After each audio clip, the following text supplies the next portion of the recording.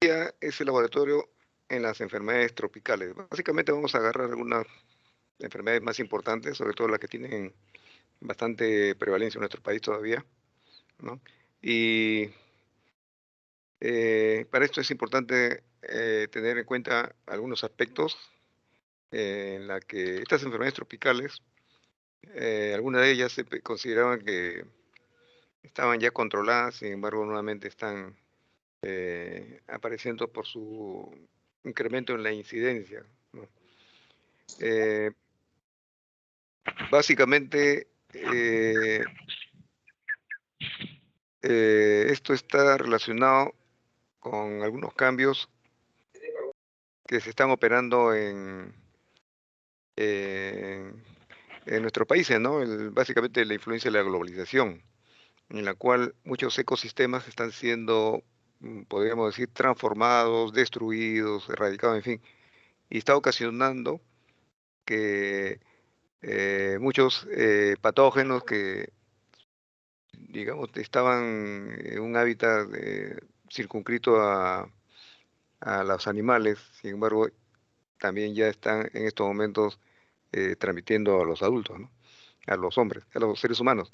Bien, eh, entre los elementos más importantes que podemos mencionar en este proceso, tenemos que hablar los procesos de urbanización, ¿no? Es decir, la transformación del campo en ciudades, ¿no? Algunas enfermedades que están relacionadas son el dengue, paludismo, fiebre amarilla, encefalitis virales, ¿no?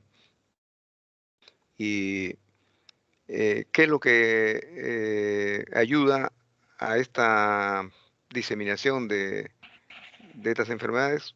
El hacinamiento de la población, ¿no? La ausencia de un sistema de agua potable que conduce muchas veces a la población a que acumule agua en ciertos depósitos, que es un medio, ¿no? para para que los vectores coloquen sus larvas, ¿no? Eh, Deficiencias en cuanto a la recolección de desechos sólidos, ¿no? Y incremento de criaderos, ¿no? Y por lo tanto la densidad de los vectores. La deforestación es otro evento o fenómeno que está ocasionando también eh, la emergencia de estas enfermedades, ¿no? Está relacionado con el paludismo, la hemaniasis, onicocercosis, fiebre amarilla, encefalitis y quina del este, ¿no? Y las condiciones de la transmisión están relacionadas con la exposición de vectores, invasión de hábitats y exposición a reservorios, asentamientos humanos en malas condiciones de saneamiento. Básicamente ese es uno de los fenómenos común al proceso de urbanización y deforestación, ¿no? Eh, y por último, el otro elemento que hay que tomar en cuenta son las prácticas agrícolas, ¿no? En la introducción de tecnologías, ¿no? En los procesos de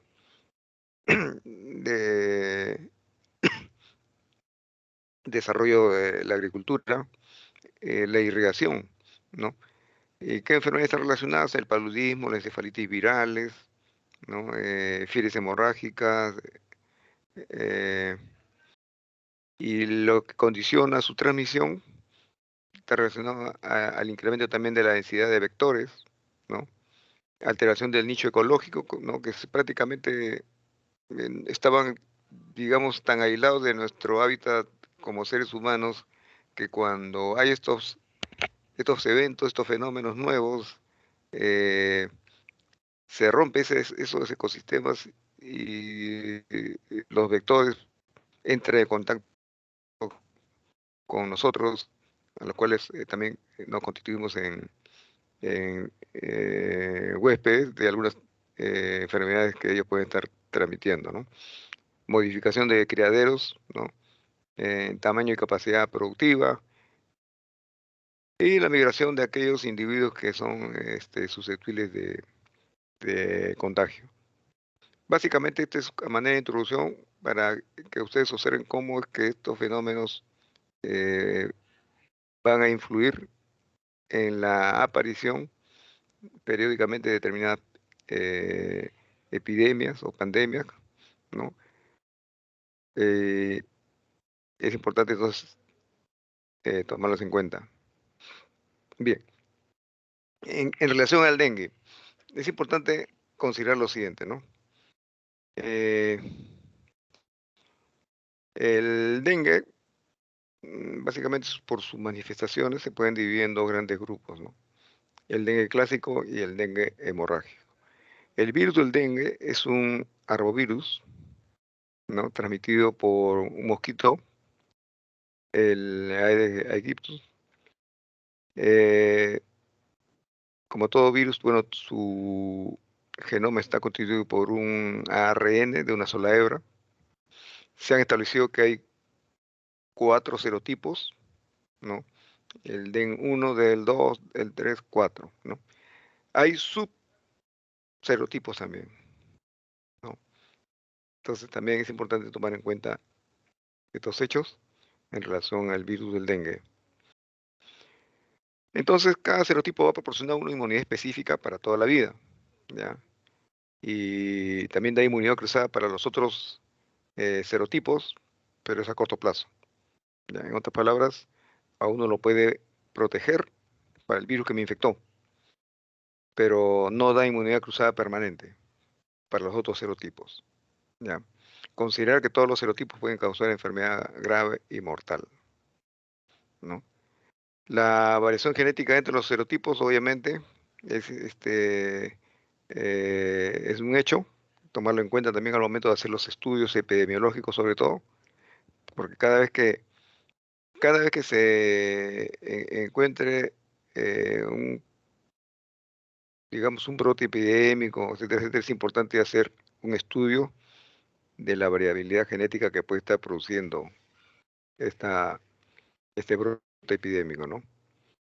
¿Por qué? Porque esto nos permite determinar su radio de acción dentro de una comunidad o grupo humano, ¿no?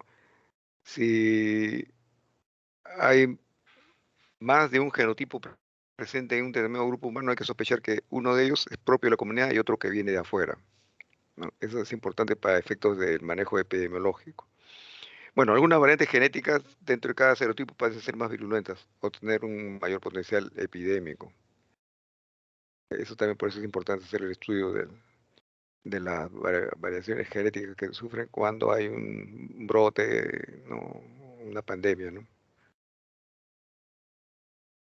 Bueno, acá este es básicamente un cuadro que eh, pretende esquematizar cómo se produce el virus, ¿no?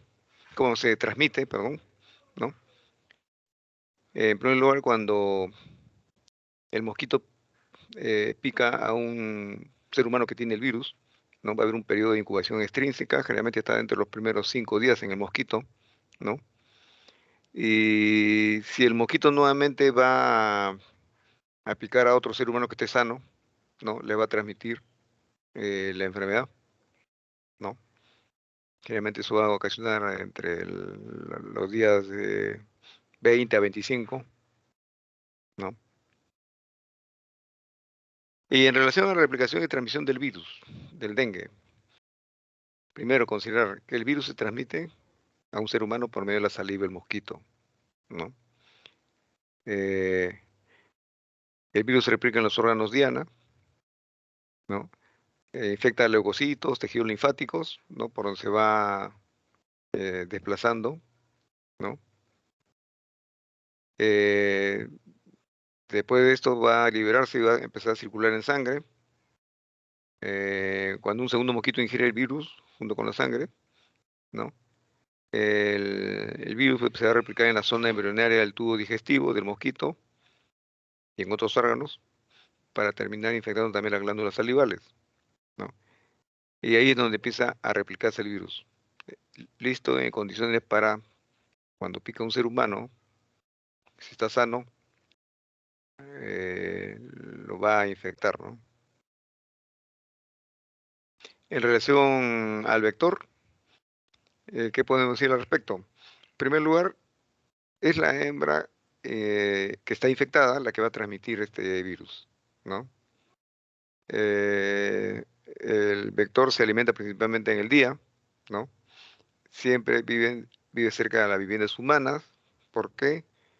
Como repito nuevamente, cuando no hay servicios de agua potable, alcantarillado adecuados, las poblaciones generalmente utilizan depósitos amplios para guardar el agua, ¿no? Si no lo tienen bien cubierto, es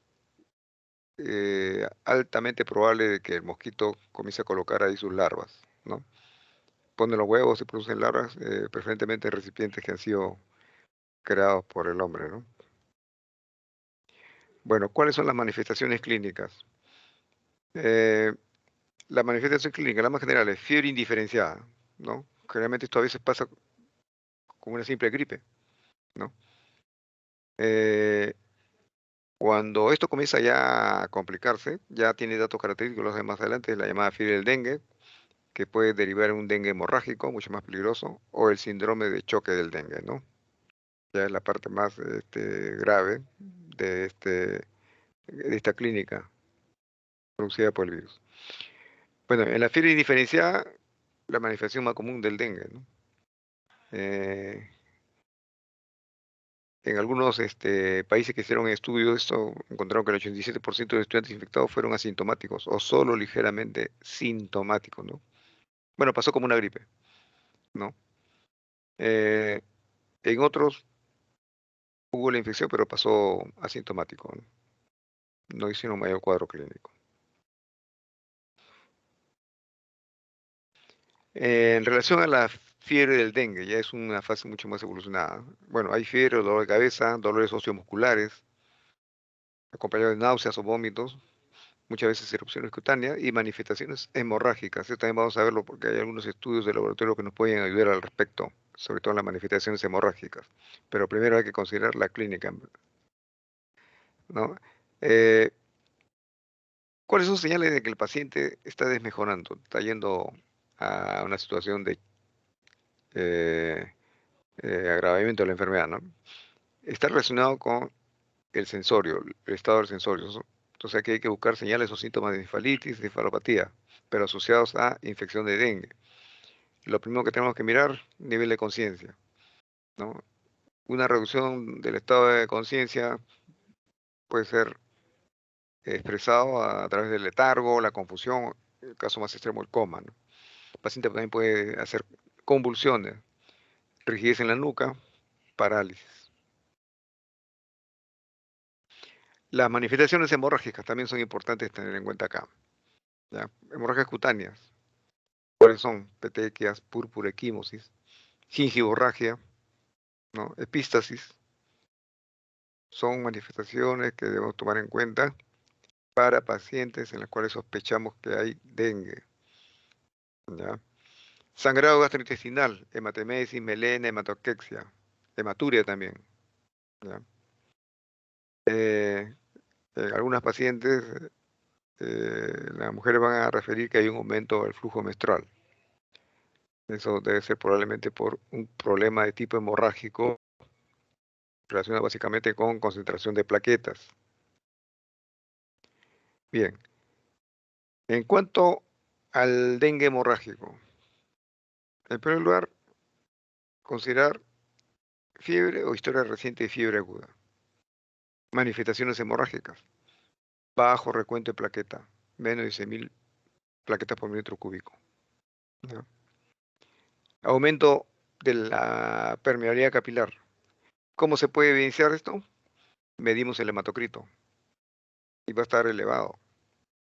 ¿Cuánto más elevado puede considerarse para decir que efectivamente este paciente con dengue está yendo a un dengue hemorrágico? 20% o más sobre lo que usualmente esperamos para un paciente, ¿no? Generalmente tenemos un promedio entre 45 por ciento de hematocrito. Disminución de la albúmina, hay pérdida, bueno, por eso hay hipoalbuminemia, ¿ya? Y como baja la presión oncótica, vamos a encontrar derrames cerebrales, ¿no?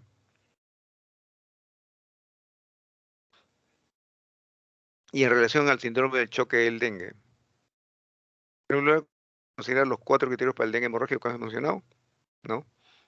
Evidencia de insuficiencia circulatoria, ¿no? Manifestada indirectamente. ¿Cómo? Aceleración y debilitamiento del pulso, estrechamiento de la tensión diferencial, ¿no? O sea, entre la eh, tensión diastólica y la sistólica y la diastólica, ¿no? Menos de 20 milímetros de mercurio en relación al diferencial. O hipotensión para la edad que tiene el paciente, ¿no? Tocamos al paciente, podemos encontrar una piel fría, húmeda, ¿no? Y estado mental alterado también, ¿no? El choque de blancos eh, ya es una evidencia de insuficiencia circulatoria. No eh, esperemos llegar a esto. Aquí requiere un monitoreo permanente. Entonces, volviendo al grado del dengue hemorrágico, hay 4 grados. El grado 1, el paciente siempre va a tener fiebre, ¿no? Síntomas no específicos. Y la prueba del torniquete es positiva, en este caso. Y es lo único que encontramos como manifestación hemorrágica. Ya vamos a ver más adelante qué consiste esta prueba. El grado 2 se incrementa con lo que tiene el grado 1 más un sangrado espontáneo. Puede ser epistasis, gingivorragia, aparición de petequias, ¿no? El grado 3 ya hay señales de insuficiencia circulatoria, ¿no?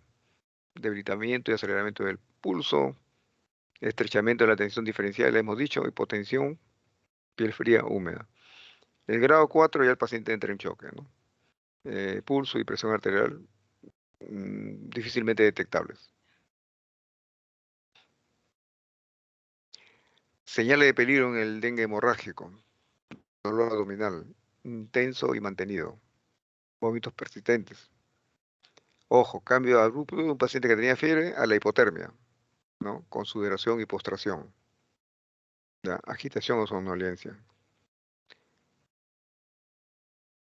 Bueno, acá son las señales de alerta para el choque de dengue. Eso es importante también tener en cuenta, ¿no?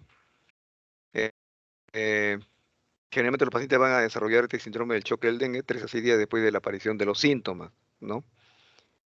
Pero hay señales que nos pueden poner en alerta, como por ejemplo, el paciente estaba entrando en shock, pensamos esto y de repente bruscamente medimos la temperatura y no tiene, ¿no? Aparentemente desapareció la fiebre, pero el estudio del laboratorio demuestra que sigue disminuyendo el número de plaquetas. 2, el hematocrito está incrementándose, eso significa que el paciente por algún motivo está perdiendo líquido. La situación es esta, que el intravascular entonces está perdiendo líquido y está concentrando, aumento de hematocrito entonces, ¿no? Comienza después acá en esta fase a pasar a la siguiente, ¿no? En la cual ya sospechamos dengue hemorrágico.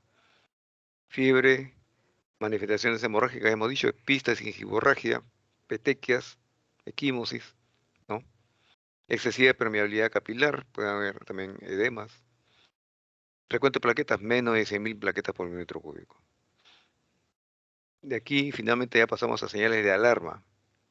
Ojo, una cosa es alarma y otra es alerta.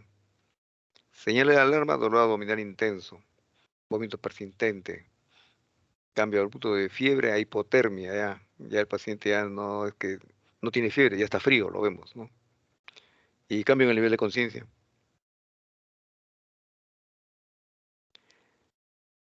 Bueno, es básicamente una progresión de la enfermedad, ¿no?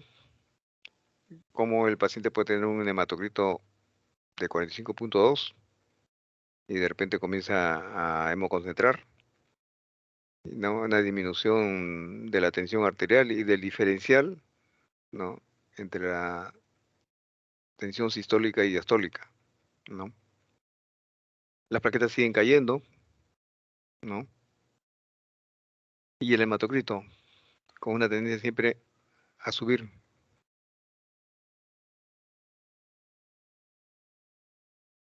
Bueno, unas presentaciones poco usuales en la fiebre del dengue severo, encefalopatía, daño hepático, cardiomiopatía, hemorragia gastrointestinal severa. Lo que les decía, la prueba de torniquete, ¿en qué consiste? Se coloca un manguito de presión sanguínea en el punto intermedio entre la presión sistólica y diastólica, durante 5 minutos, ¿no? ¿Cuándo se considera positiva después de estos 5 minutos? Cuando aparecen 20 o más petequias por pulgada cuadrada o por 6,25 centímetros cuadrados. Petequias, ¿no? ¿En dónde? En la pliegue del codo. ¿Ya? Ahí se puede encontrar. Entonces, esta prueba es positiva si es que encontramos esta situación. Si no, no es una señal de, de alarma, ¿no? Las pruebas de laboratorio, como habíamos dicho, hay que hacer un estudio, un hemograma, ¿no? Recuento de leucocitos, plaquetas, hematocrito, sobre todo plaquetas y hematocrito, que nos va a dar ya la señal de que está consumiendo plaquetas. Hay una hemoconcentración, por lo tanto el hematocrito se eleva. Hay hipoalbuminemia. Pruebas de función hepática también es importante. No está de más recordar que a veces estos pacientes también pueden sufrir de daño hepático, ¿ya? Y en la orina hay que verificar si hay hematuria microscópica, ¿no? En relación a las pruebas específicas para el dengue, en primer lugar, por cultivos hay que aislar el virus. Es la única manera de saber que estamos ante un caso, ¿no? Aislar el virus. Por serología también, ¿no? Se puede establecer, ¿no? Si el virus, sobre todo para el estudio de qué tipo o qué serotipo es el que está eh, presente en estos casos. Los métodos de diagnóstico para el dengue en relación al aislamiento del virus, ¿no? Es necesario para determinar el serotipo, ¿no? Hay unas pruebas utilizando la técnica ELISA para detectar la inmunoglobulina M. ¿Ya? También es importante saber si ya se comenzó a producir anticuerpos. En este caso estamos hablando de inmunoglobulina G. Ya son métodos necesarios para definir si hay una respuesta del organismo. Bueno, en relación a la recolección y procesamiento de muestras para el diagnóstico de laboratorio, bueno, acá primero, a ver, debemos considerar qué tipo de espécimen, en qué momento vamos a recolectar y qué tipo de análisis, ¿no? Por ejemplo, qué tipo de muestra vamos a colectar en las primeras fases, en la fase aguda, una muestra de sangre, pero básicamente hasta el quinto día después de la aparición de los primeros síntomas, ¿ya? ¿En qué momento se colecta? ¿Ya? Primero cuando el paciente viene a la consulta o a la emergencia, ¿no? Y la segunda durante la convalecencia. ¿Qué tipo de análisis le corresponde? Aislar el virus o un estudio serológico, ¿no? Inmunoglobulina G sobre todo, ¿ya? En la fase convaleciente, más de 6 días después de la aparición de los síntomas, ¿no? Generalmente entre los días 6 y 21, también es importante una muestra, ¿no? Pero acá ya el estudio solamente es serológico, ¿ah? Ya no vamos a encontrar ya los antígenos. Bueno, en relación a la muerte por dengue, siempre es importante informar al laboratorio que se está procesando muestras y que el caso fue mortal. No está de más.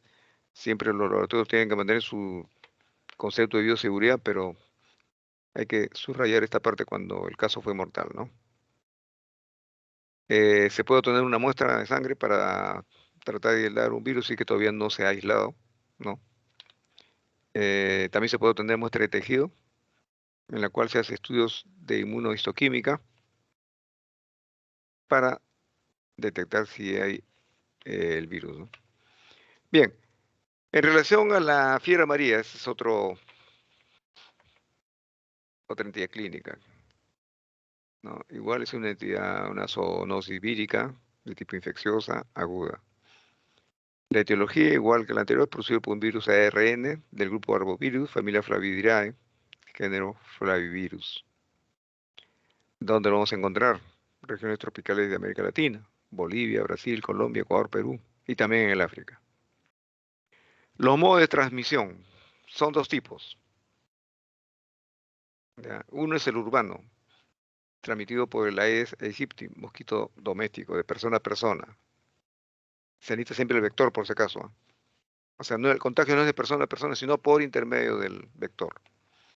Y el selvático, que es transmitido por el, eh, Hemagogus, ¿no? Son mosquitos silvestres que traslada de animal a persona. No está de más recordar, no imagínense que un individuo vive en la selva, por X motivo, trabajo, lo que sea, ¿no? O es también nativo de la zona, y va a la ciudad, ¿no? Y va a la ciudad, entonces ahí si está contaminado, está infectado, entonces puede ser también un elemento de transmisión del virus. Bueno, la incubación en el hombre va a durar de 3 a 6 días después de que se ha picado, ¿no? En el mosquito de 9 a 12 días. El 50% de los bacterias van a morir a los 7 días y el 95% muere en un mes. Eh, en esta enfermedad, el paciente puede evolucionar de forma favorable y le va a dar una inmunidad permanente, ¿no? Pero si se le vacuna, no como mecanismo preventivo, puede tener inmunidad que puede durar de 30 a 35 años, ¿no? Recordar una alta letalidad que oscila entre el 20 a 50% de los pacientes, ¿no? Y el paciente fallece generalmente entre el séptimo al 10.º día. En estos casos siempre es importante recomendar la vigilancia epidemiológica, ¿no? Eh,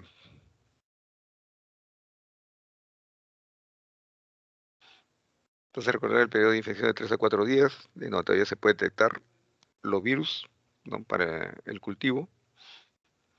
En el examen físico el paciente que va a referir, fiebre 39 a 40 grados centígrados, ¿no?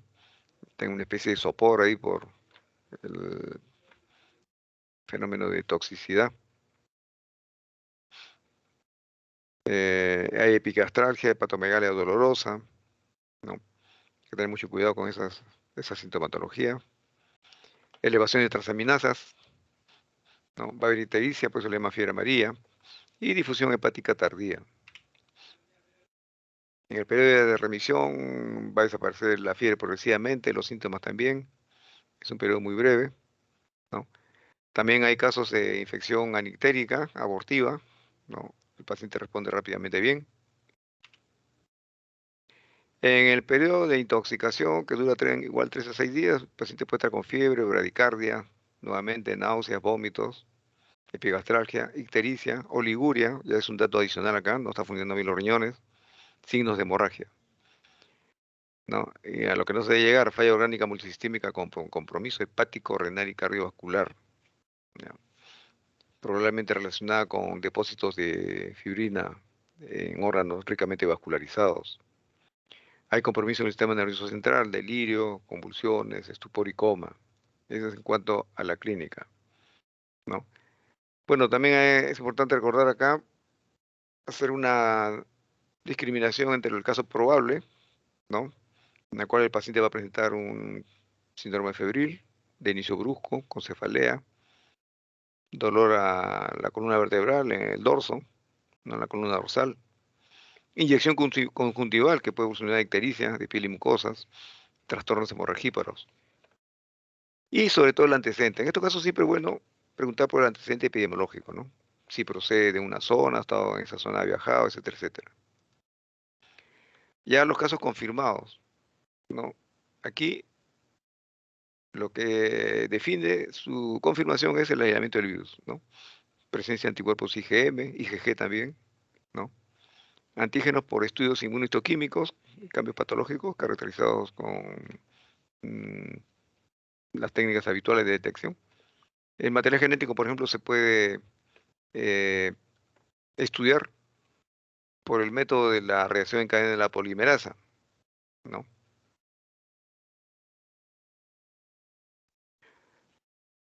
Es necesario siempre hacer un diagnóstico diferencial. Si bien es cierto que lo que nos va a dar la pauta es el antecedente epidemiológico, ¿no? Sin embargo, también es necesario comparar las enfermedades icterohemorrágicas, ¿no? Que también pudieran estar en la misma región, ¿no? caso de hepatitis viral, la fiebre tifoidea, leptospirosis, ¿no? La malaria por Plasmodium falciparum, que es el paludismo mucho más maligno, digamos. Bartonelosis. Esto también es importante tener en cuenta. Por ejemplo, la bartonelitis se pensaba que ya estaba ya eh, erradicada, pero han aparecido casos. Hace 6 años atrás, un caso fue el primero, el paciente falleció. Prácticamente no se esperaba que reaparezca esta enfermedad, pero después se detectó que era bartonelosis, después de confundir. Y el dengue hemorrágico también.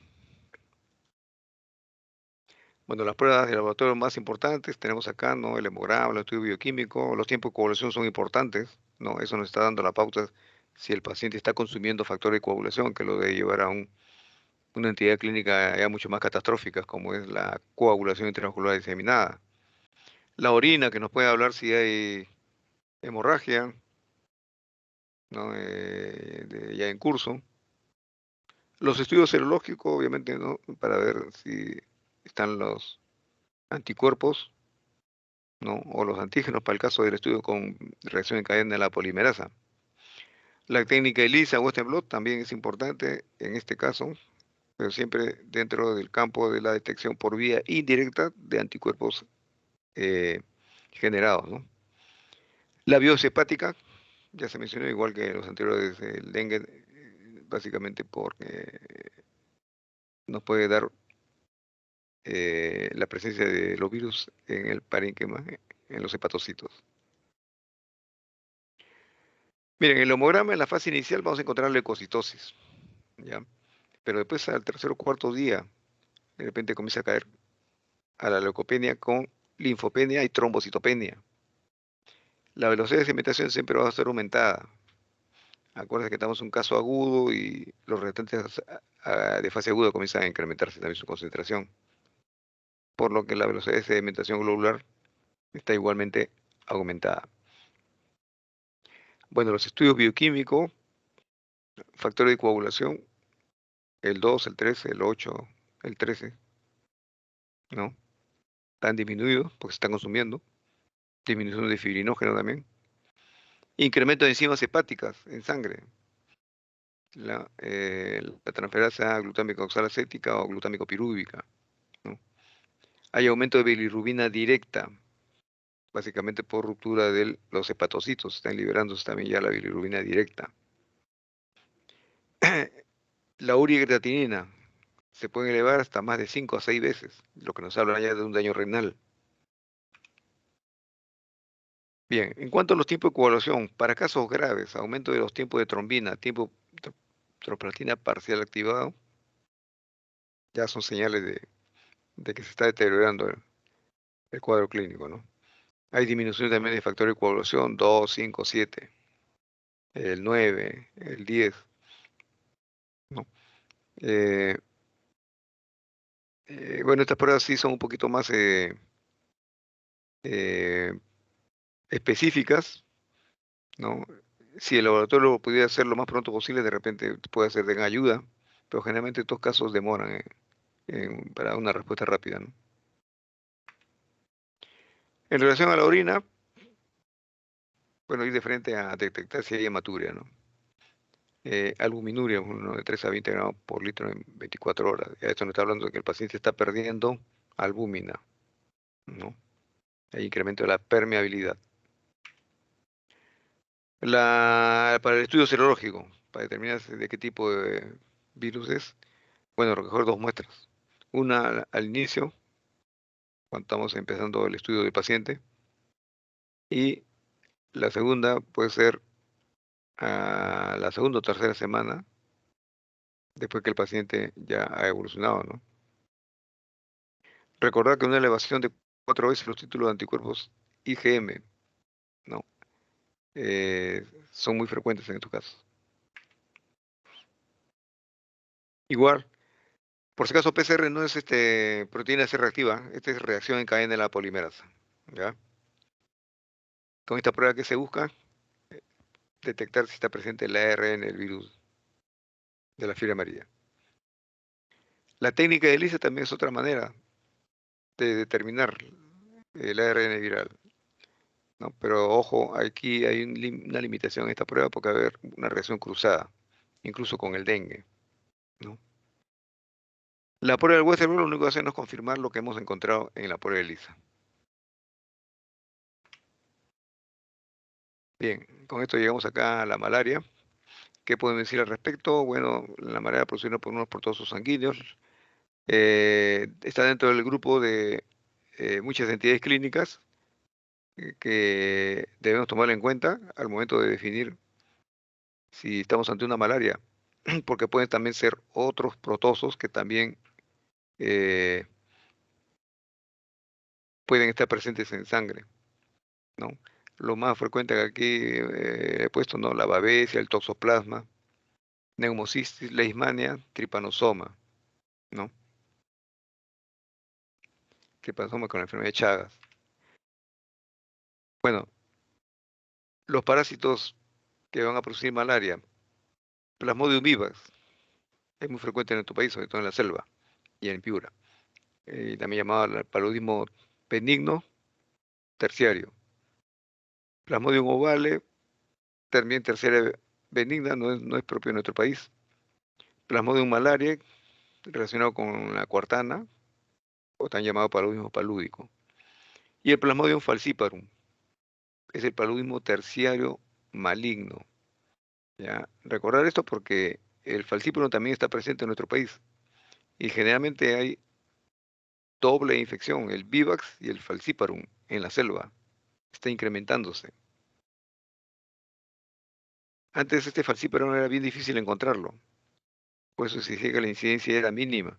Pero ahora se está encontrando vivax con Plasmodium falciparum y es un hallazgo. Y está incrementando, como digo, su incidencia. Bueno, esto es solamente para hacer un recuerdo, ¿no? De cómo es el- la evolución, ¿no?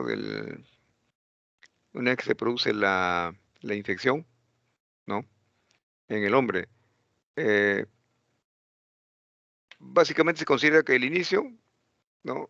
Empieza cuando el zancudo ha picado, ¿no? ¿Y qué va a ocasionar? Va a introducir los llamados esporozoitos, ¿no?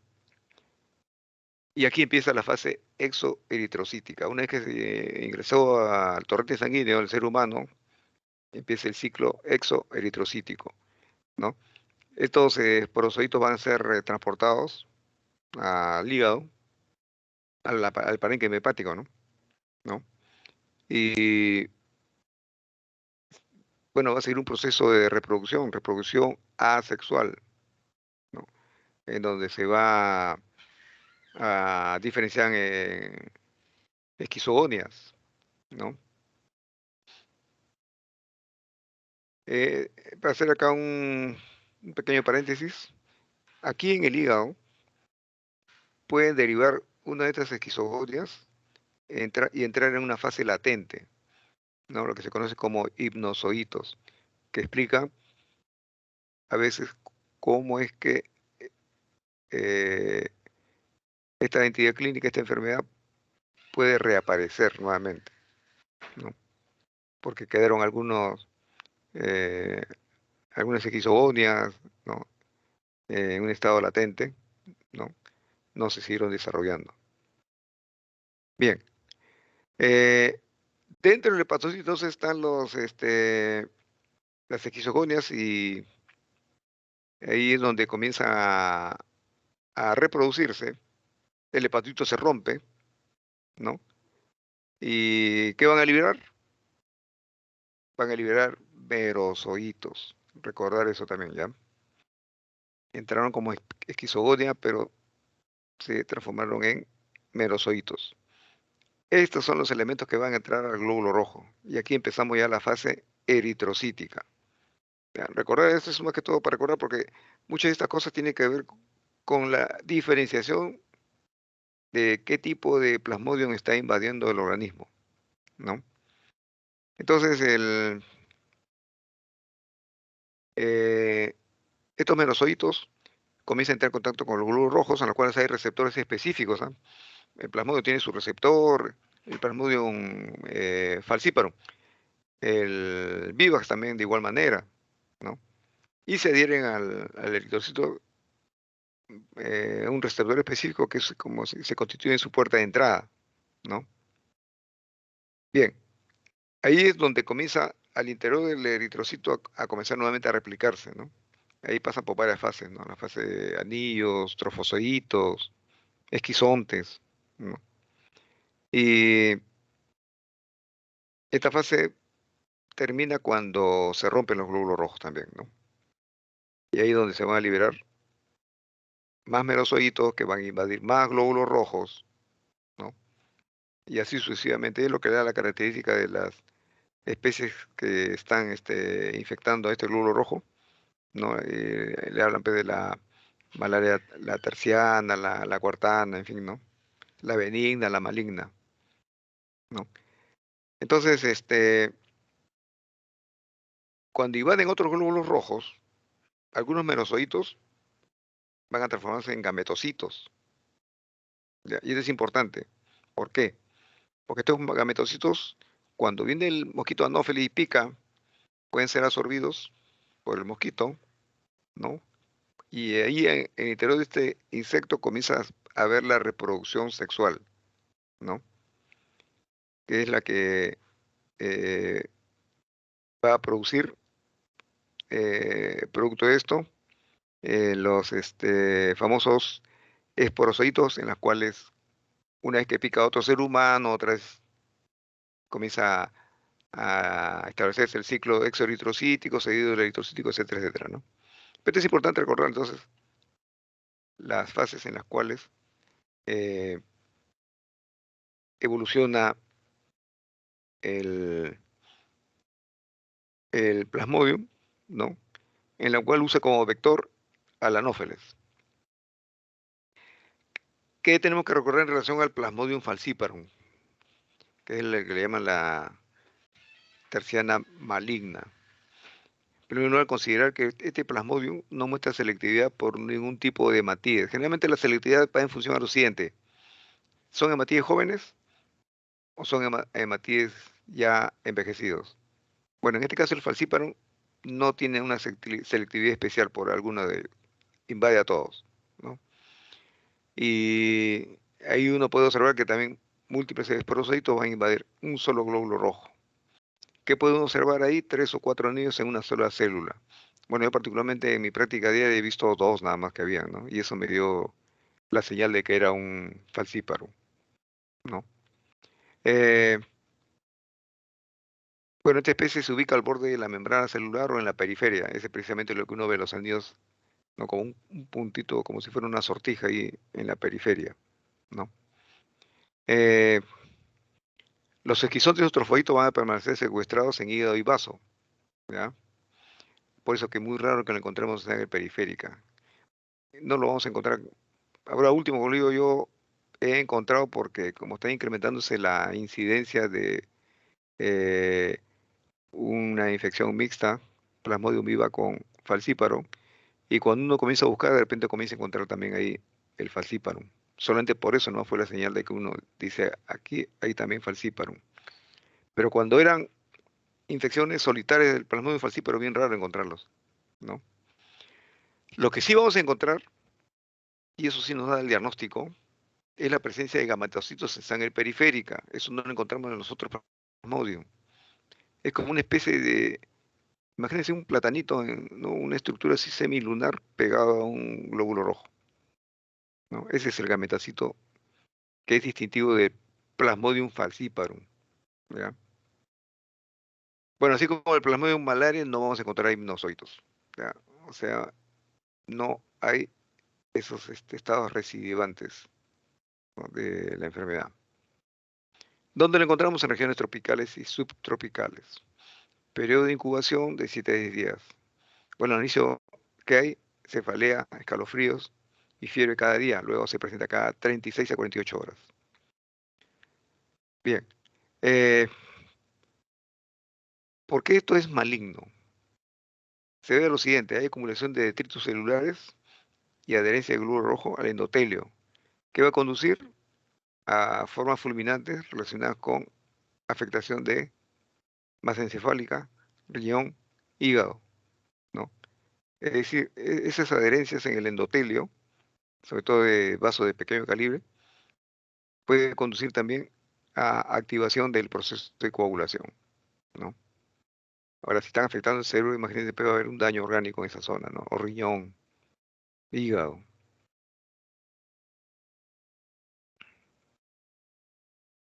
Bueno, acá están miren, a ver, ven el puntero. Miren, acá en el fondo de una lámina, acá hay una especie, como una especie de un platanito. Ese es un gametocito del Plasmodium falciparum. Y aquí está el anillo, miren, con dos especies de sortijas, ¿no? Lo que nos indica que hay aquí una eh, infección por el Plasmodium. En relación al Plasmodium vivax, que insisto nuevamente, hay que repetirlo siempre, es el otro Plasmodium que está coinfectando en nuestro país, sobre todo en la zona selvática. Bueno, en este caso el Plasmodium vivax solo invade matíes jóvenes, inmaduros. ¿Ya? Se observan los glóbulos rojos abundantes gránulos de Schussner de color rosa. Ese es el dato característico también cuando uno mira al microscopio eh, esta sangre periférica. El trofocito tiene una forma de anillo, de aspecto ameboide. Los esquizontes eritrocíticos y trofocitos más maduros pueden contener hasta 24 melanozoitos. Y los gametocitos son redondos, casi ni lo vemos, ¿no? Bueno, epidemiología la encontramos en regiones tropicales, subtropicales. Periodo de incubación de 7 a 10 días. Los síntomas son inespecíficos, igual cefalea, escalofríos, ¿no? La lisis celular va a liberar melanozoitos, hemoglobina y detritus tóxicos. La crisis van a producirse cada 48 horas. Infecciones crónicas conducen a lesiones al cerebro, al riñón, al hígado.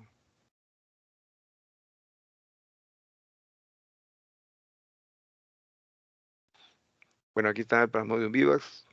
Observen ustedes un anillo. Miren los melanozoitos, ¿no? Miren estos gametocitos.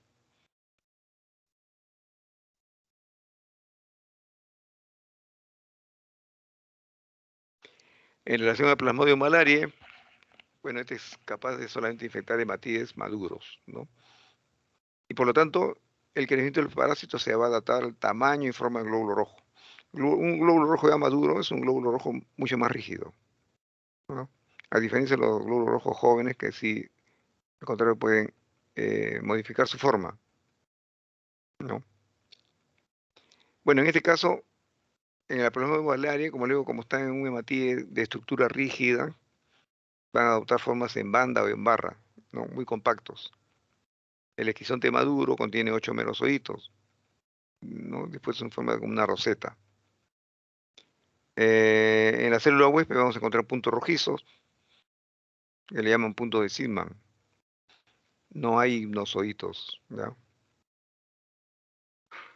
Epidemiología se presenta en climas templados, subtropicales. Periodo de incubación, 18 a 40 días. La fiebre se va a repetir cada 72 horas. Las crisis no tratadas van a durar hasta 20 años. Cuando es el Plasmodium malaria. El Plasmodium ovale es similar al Plasmodium vivax. Es selectivo a glóbulos rojos flexibles. O sea, glóbulos rojos inmaduros todavía, ¿no? Entonces los hematíes van a adoptar una forma oval. Ya ellos se deforman ya, ¿no? El glóbulo rojo se deforma acá. Bueno, en este caso los puntos de Schumann son color rosa pálido, no están al borde, ¿no? Se encuentra con una especie de deshilachamiento.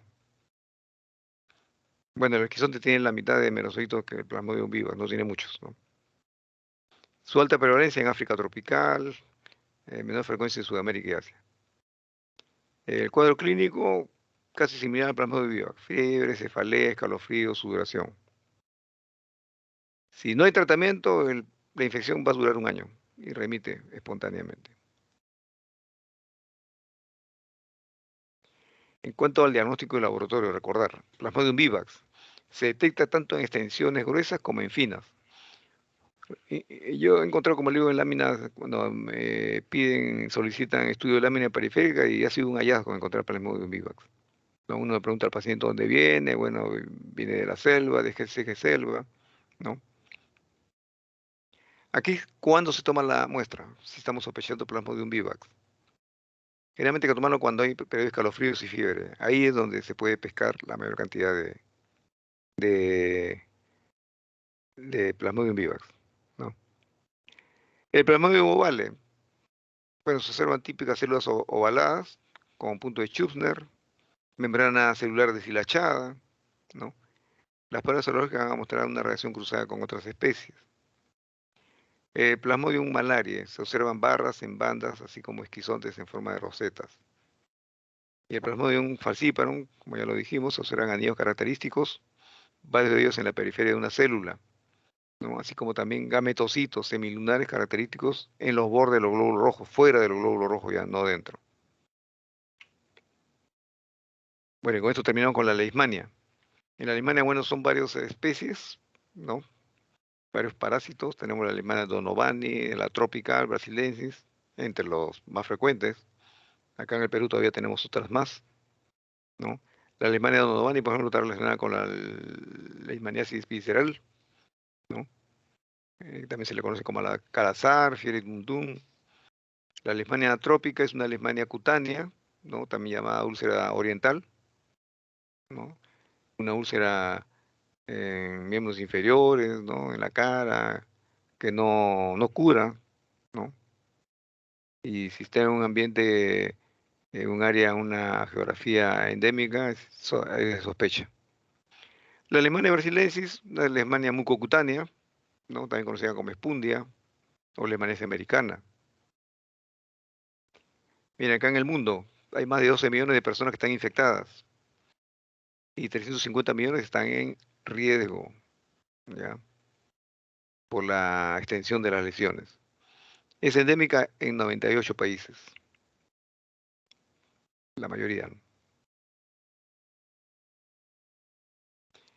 Acá en el continente, 75% de la leishmaniasis cutánea se concentra en 10 países, entre ellos Perú, Brasil, Colombia, Nicaragua.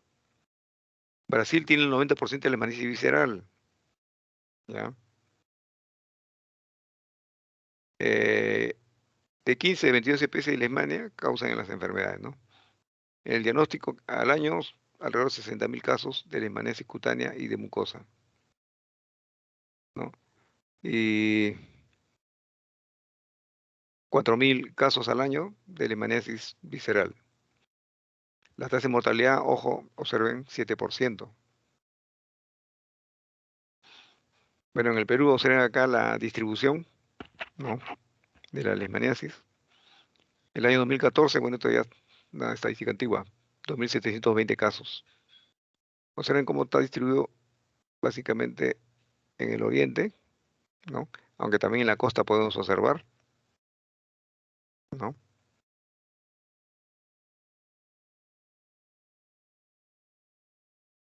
Según departamentos, tienen lo que tiene la mayor incidencia. A ver, ustedes observen acá, miren, eh, Lambayeque, Cajamarca, Piura. Estas zonas más que todo, Lambayeque o Piura, que son zonas de la costa, ¿no?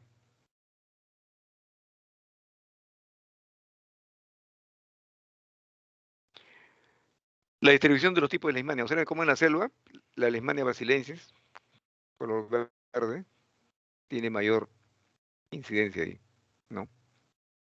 La leishmania guyanasis, en la sierra, ceja de selva, ¿no? La leishmania peruvianis, en la costa, de color naranja, observen, ¿no? Y en fin, hay otras leishmanias, las amazonenses, por ejemplo, con esos puntos azules. Esta es la distribución. Bueno, la leishmania, su característica es que en su fase promastigota, ¿no?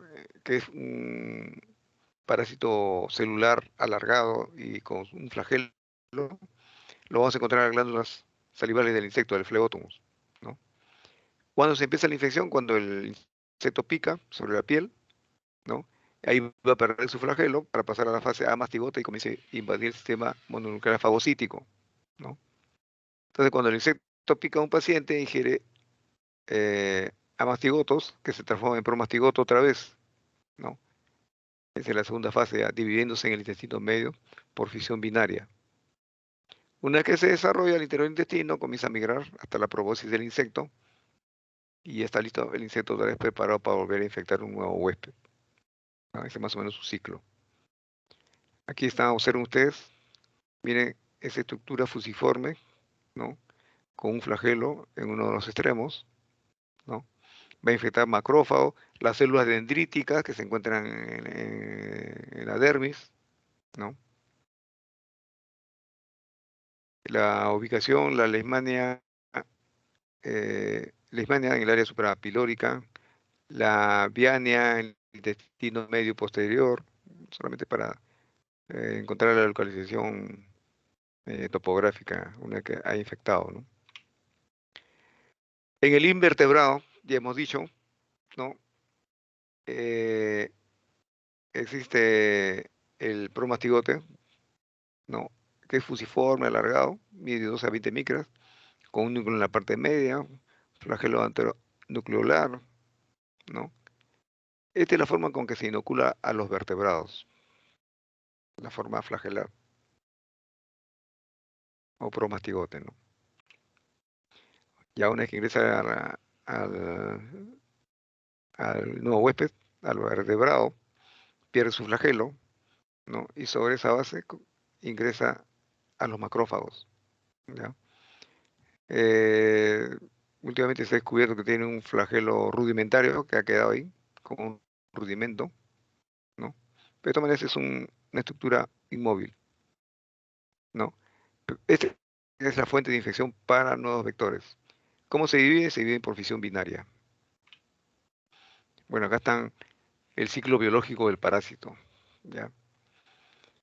El, el insecto, el Phlebotomus, al alimentarse de sangre, inocula el parásito en forma de promastigote, ¿ya? Es decir, todavía tiene su flagelo. Los macrófagos que hacen lo van a fagocitar. Una vez que lo fagocitan, se transforman en amastigotes dentro de los macrófagos. ¿Por qué? Porque van a perder su flagelo, ¿no? Bueno, los amastigotes se van a multiplicar en la célula de varios tejidos, ¿no? También entre los macrófagos. Al parecer tiene mecanismos de defensa que le permiten que no sean destruidos, ¿no? Y en esas condiciones ya están listos para volver a infectar cuando un insecto lo pica al paciente ya enfermo, ¿no? Entonces, al alimentarse de sangre, ¿qué va a hacer el insecto? Va a absorber también macrófagos infectados, ¿no? Pero son amastigotes. Bien, una vez que se rompen estos macrófagos, van a liberar, ¿no? Eh, los amastogotes que se van a transformar en promastigotes en el intestino medio del insecto, ¿no? Y los promastigotes se van a reproducir por división y van a mirar a dónde, a la probóscis del insecto.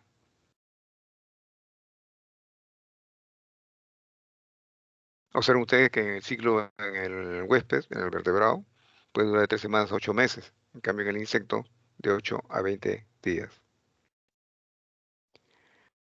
Aquí están los mecanismos patogénicos, ¿no? Los macrófagos, las células dendríticas, los monocitos, ¿no? A través de receptores, glicoproteínas 63, ¿no?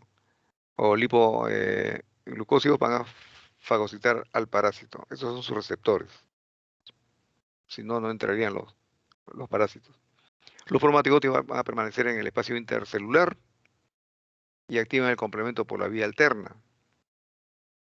Se van a transformar en amastigotes que van a resistir la agresión y se multiplican dentro de estas vacuolas.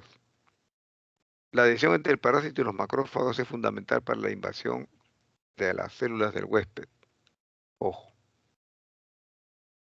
Bueno, estos son los síntomas clínicos básicamente de las leishmanias, ¿no? El Donovani, la altrópica, la brasilensis. Son síntomas muy generales, ¿no? Y muchos tienen que ver con la aparición de lesiones.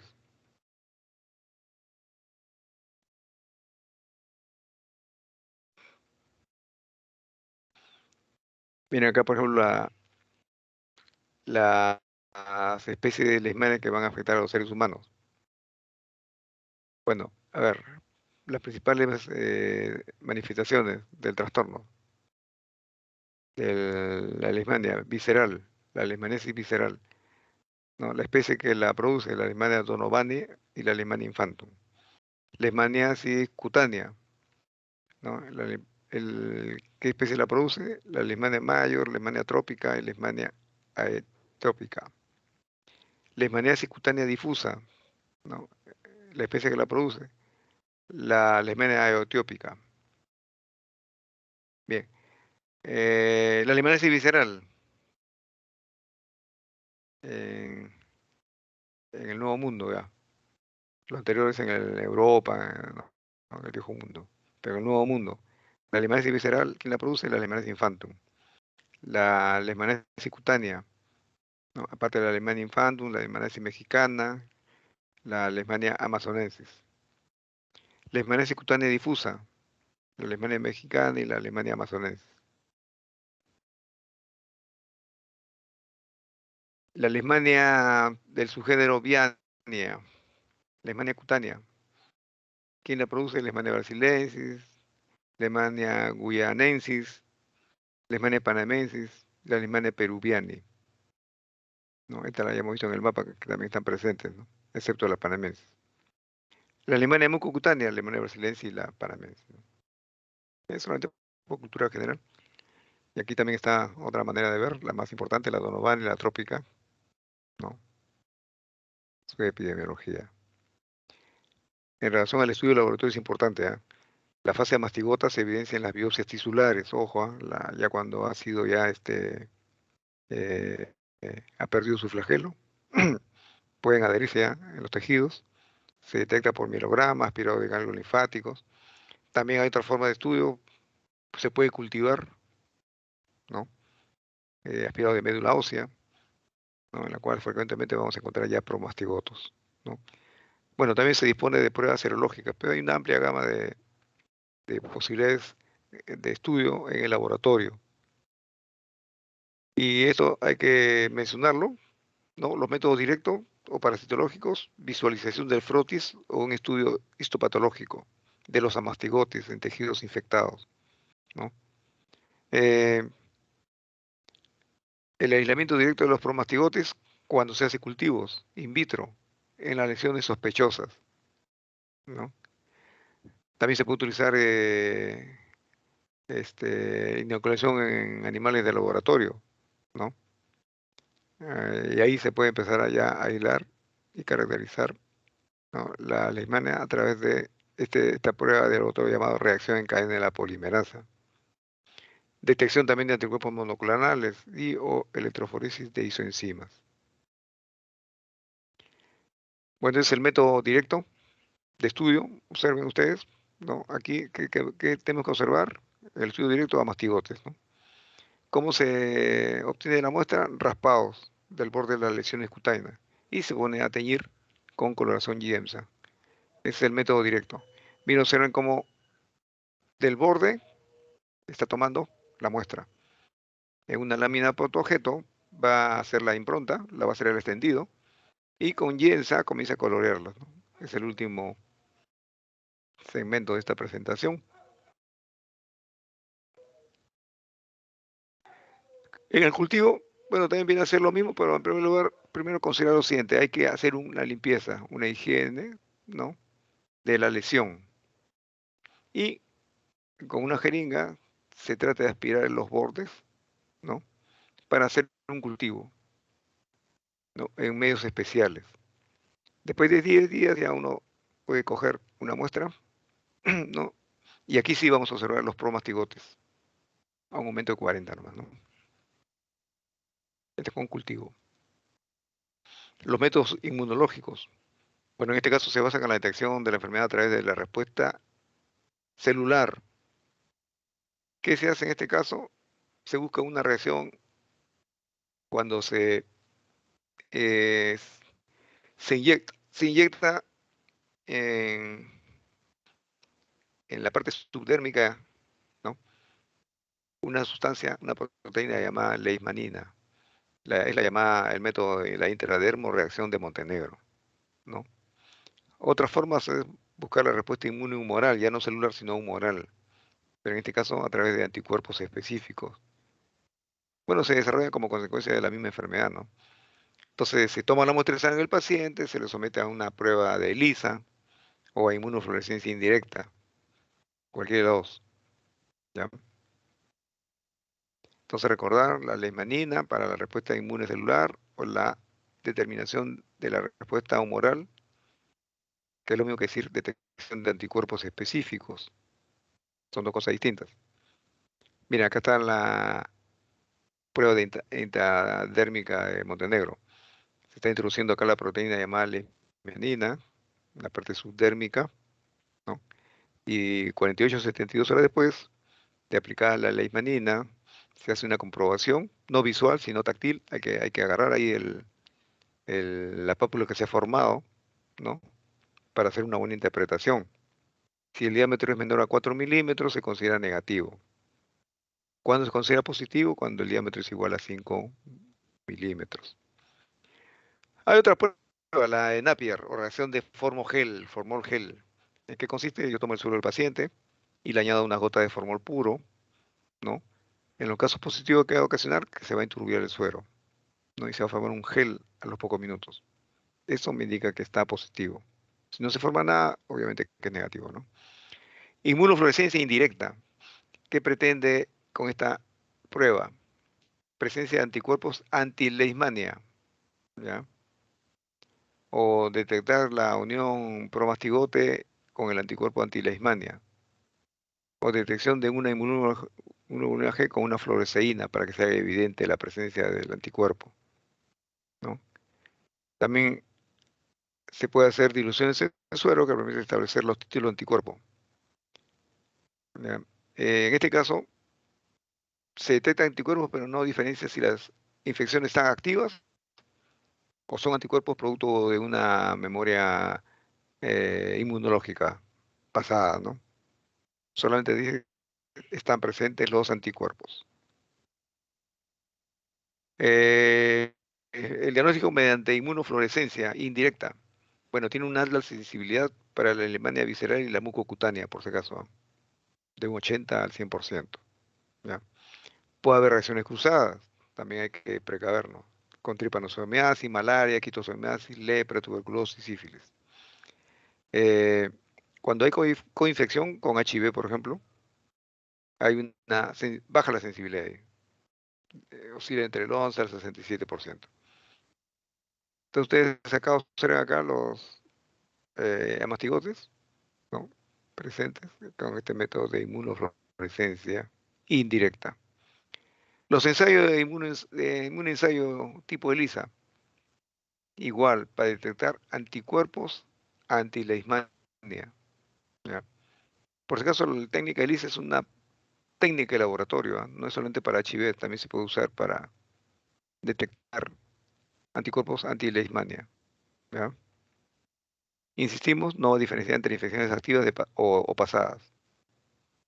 Se puede establecer títulos de anticuerpo, se puede titular y saber hasta cuántos títulos o concentración de estos anticuerpos están en el organismo del ser humano. Bien, ese sería todo. ¿Alguna pregunta al respecto?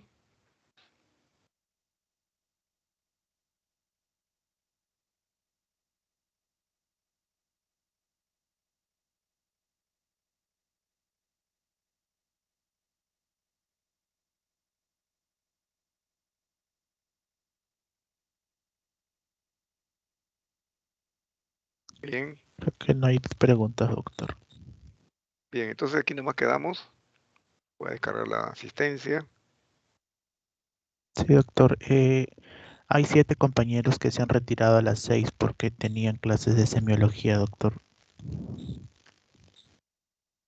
Ya, bueno, supongo que aquí estarán presentes desde la hora que marcaron y se fueron.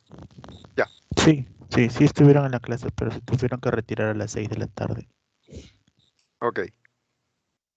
Bien, entonces aquí quedamos. Ok, doctor, muchas gracias. La clase, por favor, la clase pasada que usted dictó, Uy, de doctor, veras, por favor, no le he colgado, ¿podría ¿no? Ya, lo voy a colgarla? Sí, colgar. por favor. Sí, sí, ya, ok. Ya, doctor, muchas gracias. Por si acaso hay varias cosas que hablé ahí que no estaban en la diapositiva, ¿ah? Así que repasen la clase, la han grabado, ¿no? Sí, doctor, todas las clases se graban. Ya, ok.